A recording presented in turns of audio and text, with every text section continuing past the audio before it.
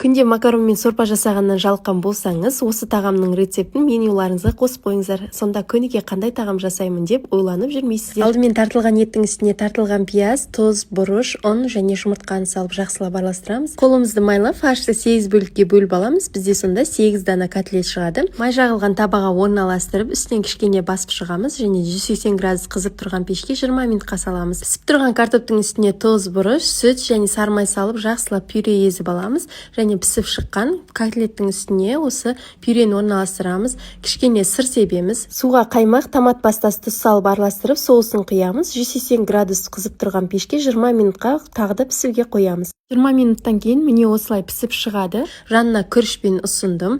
Күрішті де пісіріп алып, осылай тәрелкеге әсемдеп салып ұсынсаңыздар болады. Бұл тағам өте дәмді болып шығады. Арасы да сочный болады, толықтай піседі. Міндетті түрде жасап көріңіздер. Рецепт ұнаса парақшама тіркеліп алыңыз.